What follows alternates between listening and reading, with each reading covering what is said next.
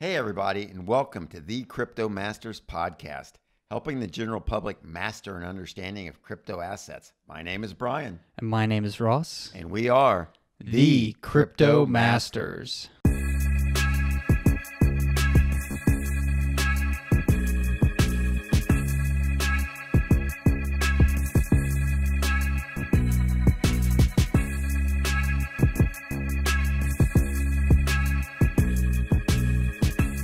All right, the topic of today's episode is Qtum, spelled Qtum.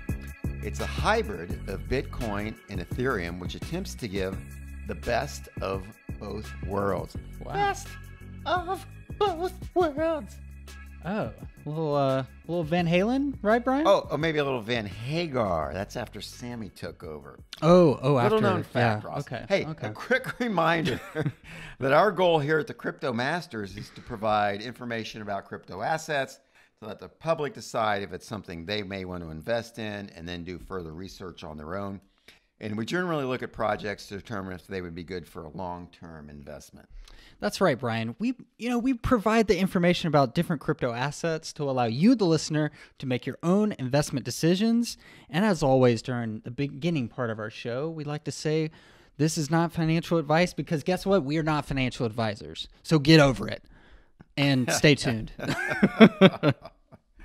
But yeah, Qtum is a fork of the Bitcoin code and combines with the Ethereum Virtual Machine to allow for smart contracts. It's a very interesting concept, Brian. It is. Well, it truly is the best of both worlds. Sounds like it. You want me to sing again? I No, guess. no. Okay. All right. Well, let's get started. Qtum combines the unspent transaction output model, UTXO, of Bitcoin with the decentralized application capabilities of Ethereum. But it uses proof of stake instead of proof of work, which is used by Bitcoin and is currently also used by Ethereum. So it's an interesting combination. And the use of the Ethereum Virtual Machine gives Qtum a proven and stable development environment and DApp environment. But then it also comes with that are the downsides, including the scaling issues. So Qtum solved these Ethereum issues by combining the Bitcoin chain, which is known for its security. As you mentioned, it's a fork of the Bitcoin, hard fork of the Bitcoin chain. Qtum then adds more services like a native wallet, has smart contract management app, and oracles that allow off-chain data to be used, just like Ethereum.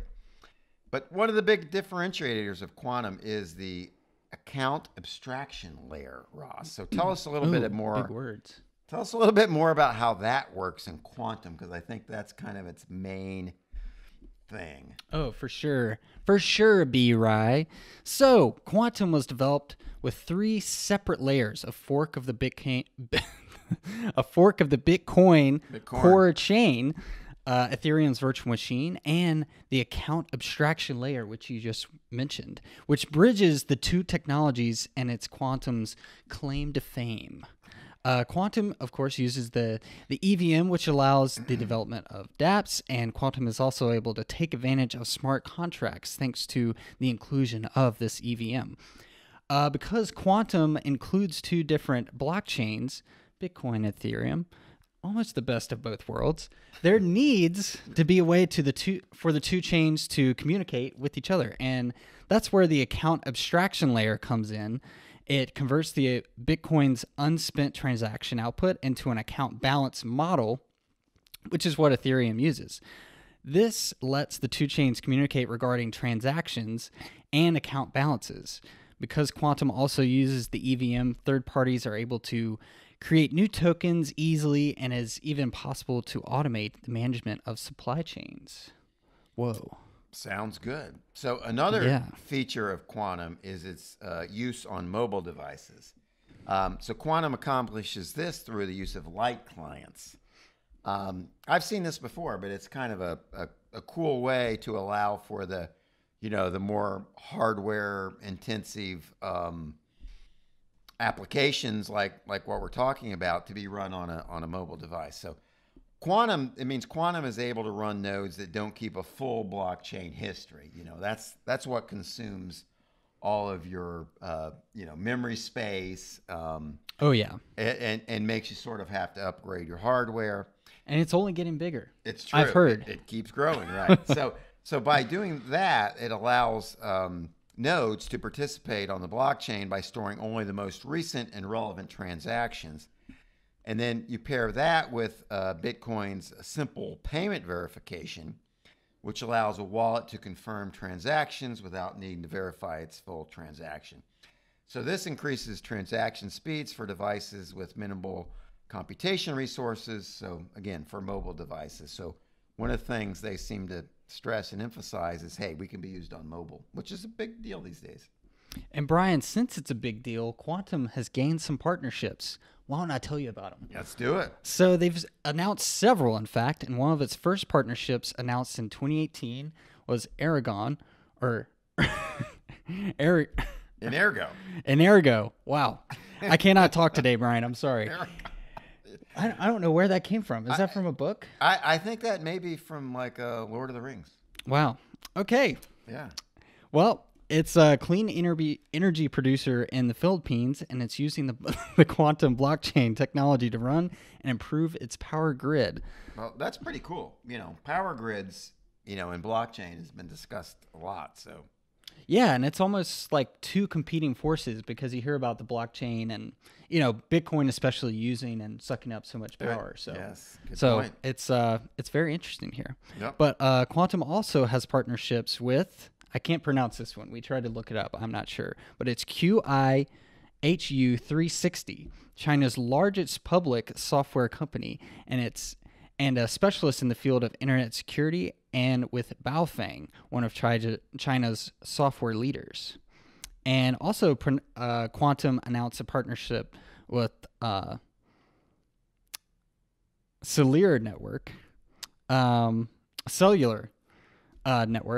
which, am I saying that right, Brian? I don't know. Seller? I'm not Seller. Sure. Yeah, Cellular Network. Yeah. Man, I don't know what's happening, Brian. I feel like I'm getting nervous reading these company names. But Cellular Network, which was done to integrate the Cellular Network's scalability solutions, giving Qtum faster and more flexible services for the development community.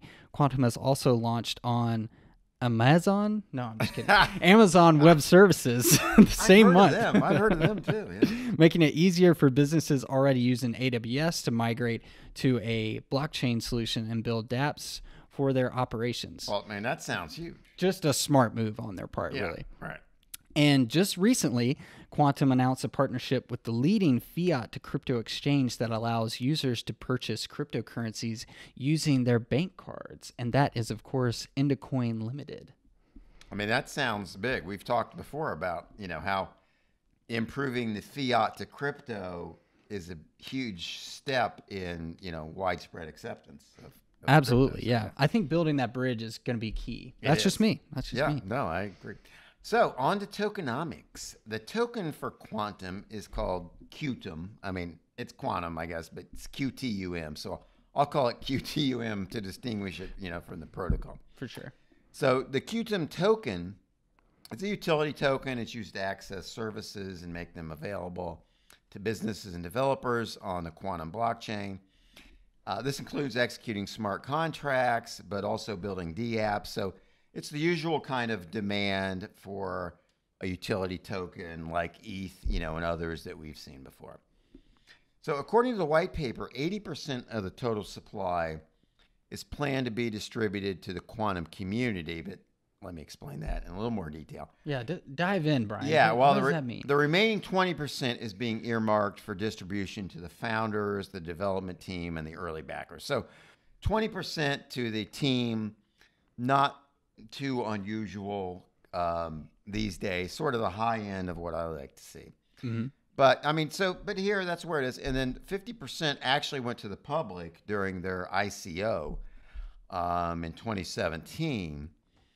And then that leaves then 29% for the foundation, research, and other rewards. So, not a bad, sort of, I would say, pretty typical kind of tokenomics.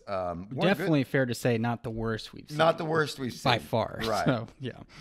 Like I said, Qtum conducted an ICO in March of 2017. They raised $15 million, selling the Qtum tokens at a price of about 30 cents each.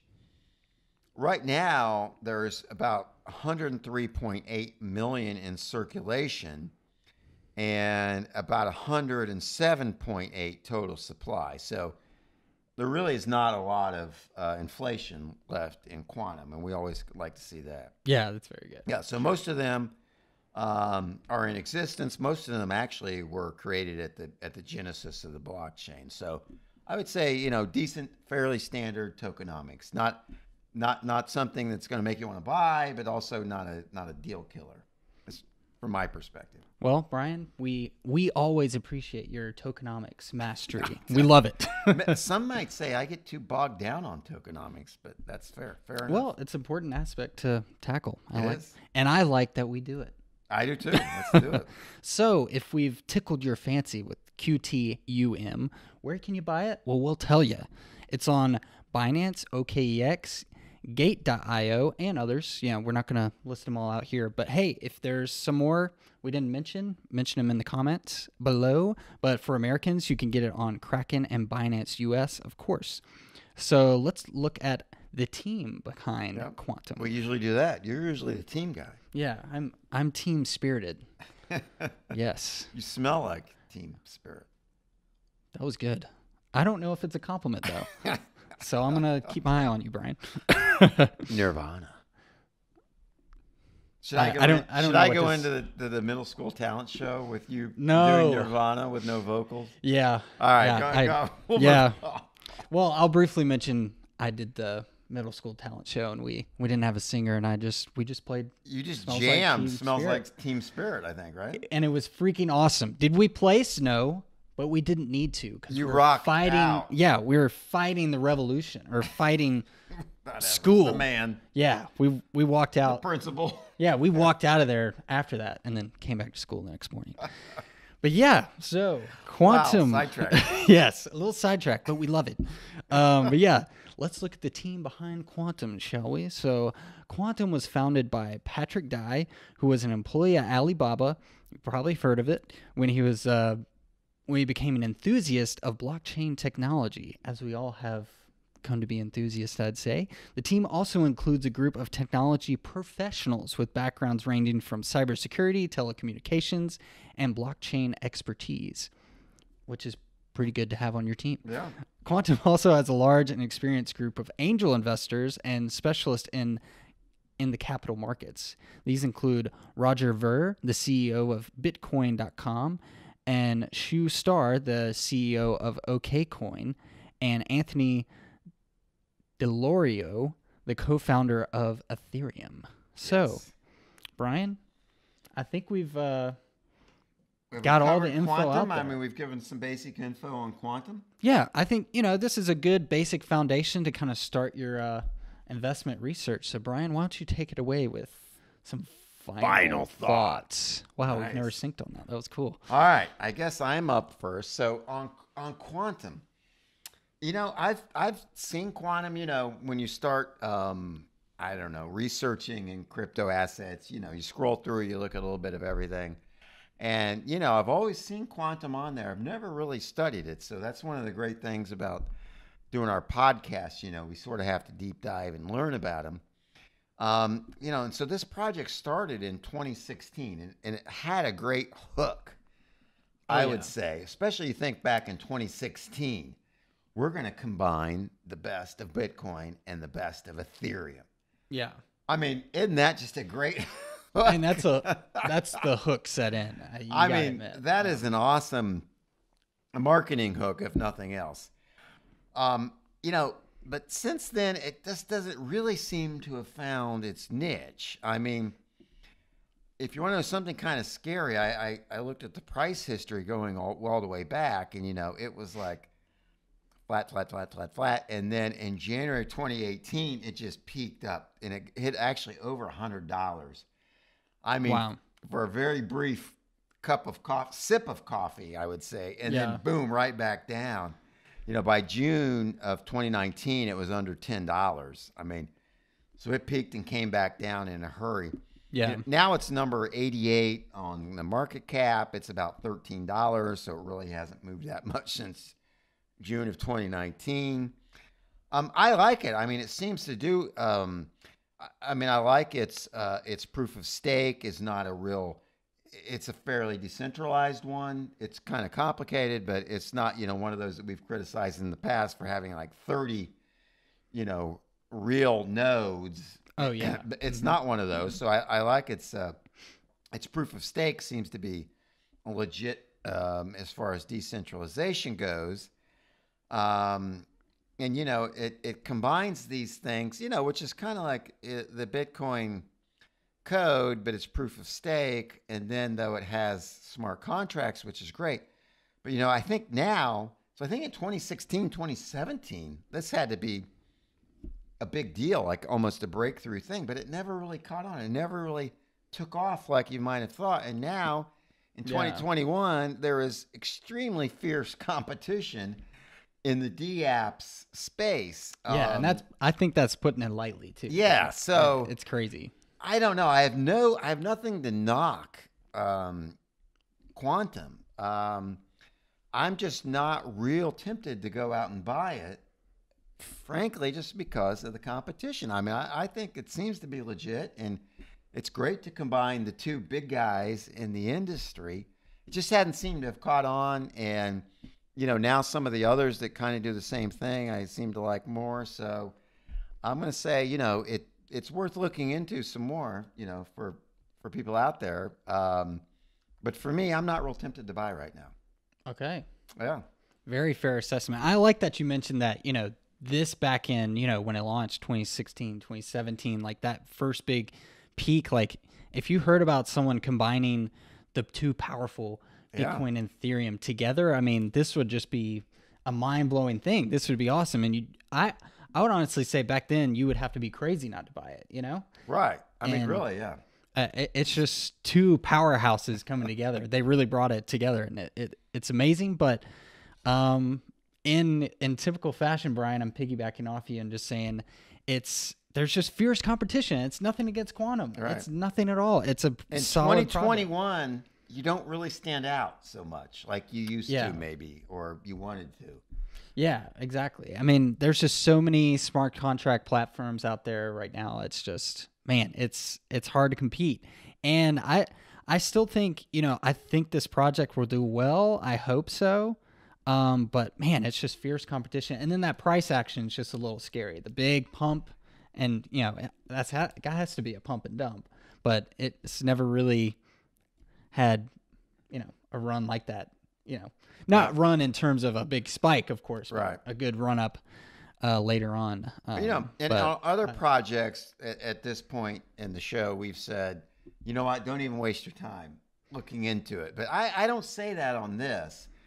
I think, I would encourage the listeners really to do their own research on this one. And maybe you see something you really like that you think is going to be an edge to put it above some of the other competitors, and then you might want to buy it. I'm not really there right now, but I'm going to keep looking at it. It seems to sort of check all of the boxes except for the competition box, which is just fierce. Yeah, and it's hard to say for any coin right now, but I've got to say, I can be swayed. You can persuade me to buy it. So comment down below. Yeah, I agree. Tell us, same. Yeah, tell us why you love Qtum, why you're buying it, what's maybe there's some future events. We didn't really get into events in this podcast that Qtum has coming up. Yeah. But yeah, let us know in the comments. Version 2 or version 3 or something that we don't know about. Yeah, exactly. I agree. Yeah. Something like that, would be good to know. So we're encouraging our listeners to interact. Yeah,